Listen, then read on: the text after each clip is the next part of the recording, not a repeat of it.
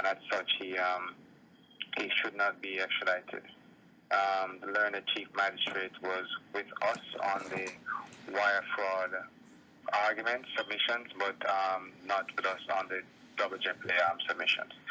So as it now stands, we would say it's somewhat of a partial victory because if extradited and if the United States abide by the terms of the treaty and the terms of the extradition ordinance act that governs this treaty, then Mr. Smith, if returned, would be subject to a prison sentence of 10 years. And I would remind you that that prison sentence runs concurrent with the time that he did in Turks and Caicos Islands. So essentially, he'd be looking at a remainder of 4 years minus time for good behavior.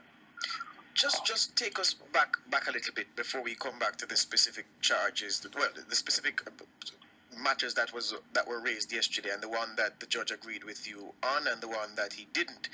How did it get here? Because people are saying, but didn't David Smith cooperate with U.S. investigators, sharing information and such?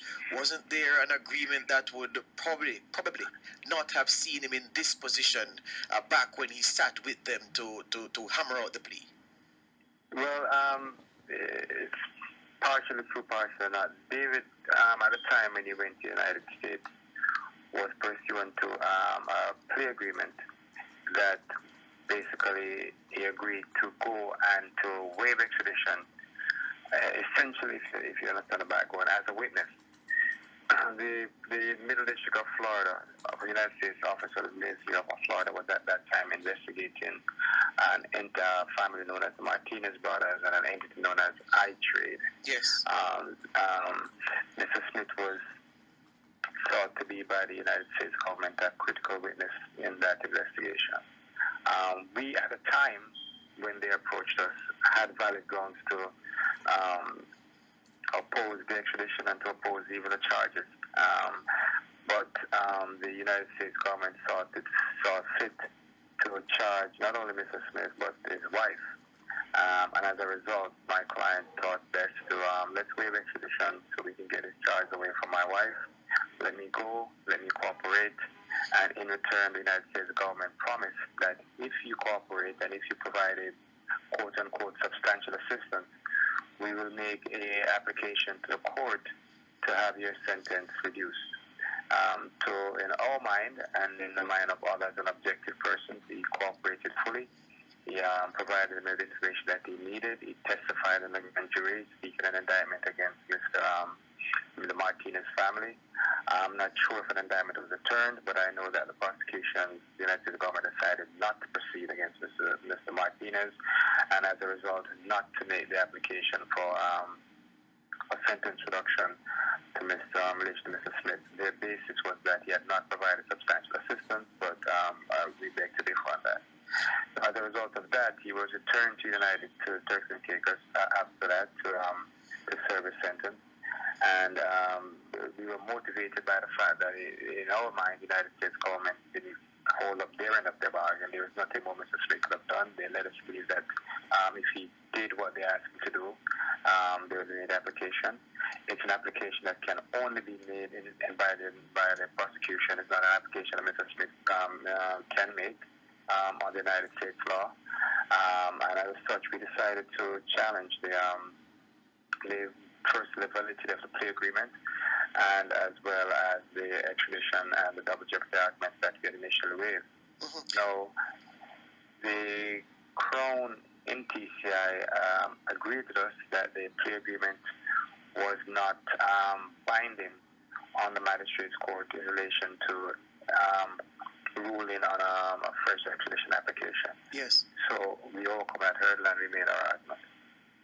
But I find it strange because I know you are aware of a Bloomberg report on Jared Martinez and his company, which they say Martinez runs the oldest and largest trading school in the United States. Right. Based on the information David Smith gave to the man who worked on that article, it would appear that he was schooled, he was associated heavily and deeply with Jared Martinez.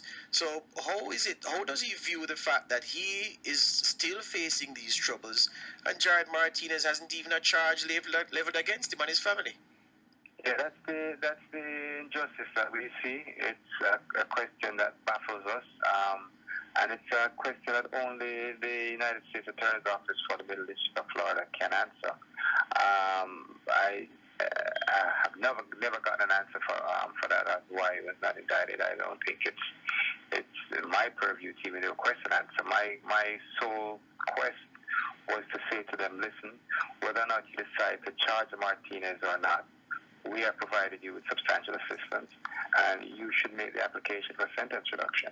And they didn't do that. Was it clear from the start, Oliver Smith, that the U.S. authorities wanted the cooperation from David Smith to reach a certain threshold as regards Jared Martinez? Yeah. And it is when it didn't reach there that they said, well, you've been of no assistance, thank you very much, but you have to go and face the charges that have leveled against you elsewhere?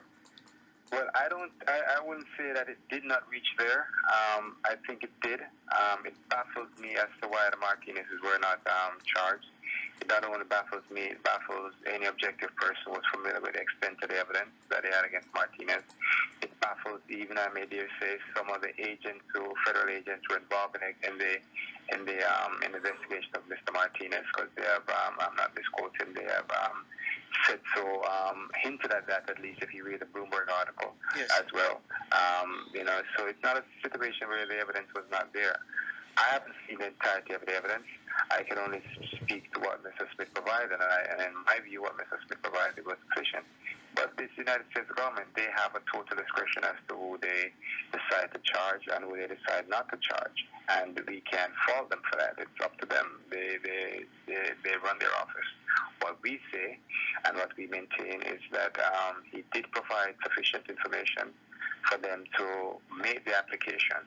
And they did not, and that motivated us to challenge the extradition order. You said earlier that the money laundering charge would be akin to a case of double jeopardy. Explain.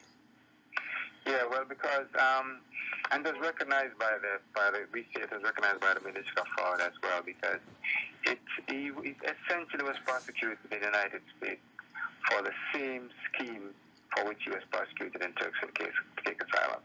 There is no difference. No difference in the nature of the so-called victims. No difference in the nature of the amount of the fraud that they're saying that was affected. No difference in the scheme. No difference in the modus operandi. No difference in the conduct. It was the same. It was the same scheme. And as a result of his conviction in the Turks and Caicos Island, it would necessarily bar a new prosecution or a sentence, we say, in the United States for the same offense. So what argument did the magistrate provide for not agreeing with that line which you and your team presented?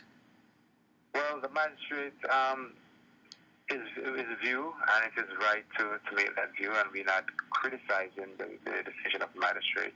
We're saying that legally we think he made a mistake, and we may make we are now in the process of giving instructions as to how we wish to proceed.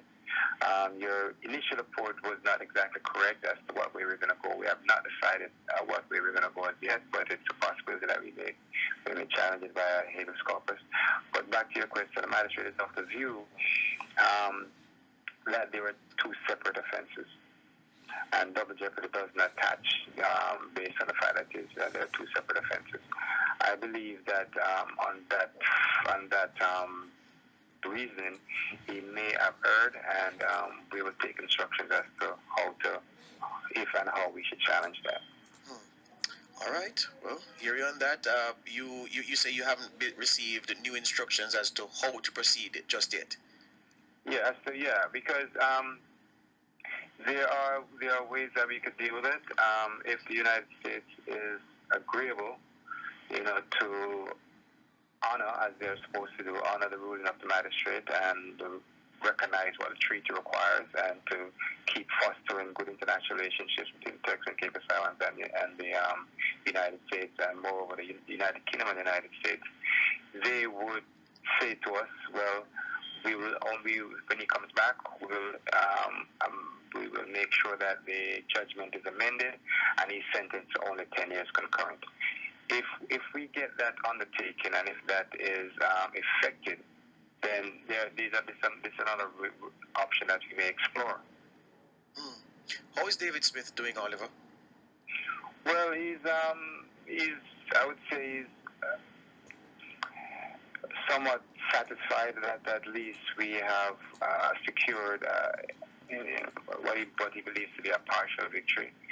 That there is no good reason to believe that 20 years is removed from his sentence. And he's looking forward for justice to prevail, and he believes in the court system, he believes in the rule of law, and intends to press it to his benefit. Very well. Well, we'll keep close eyes on this one. Thanks for your time this morning, sir. No problem. Oliver Smith, one of the attorneys for David Smith, worked on the latest court battle with the Kimon tenant that managed to get David Smith, to resist charges of wire fraud, which would have seen him being extradited to the United States to answer those charges. But the matter of the money laundering charge is still hanging over David Smith, said because the magistrate in the Turks and Caicos did not agree with the submission from his attorneys that it would be a case of double jeopardy, having served time in the TCI for money laundering, to be sent to the United States to serve time also for money laundering involving the same sums and the same people. We watch that one closely. This is Nationwide. More after the break.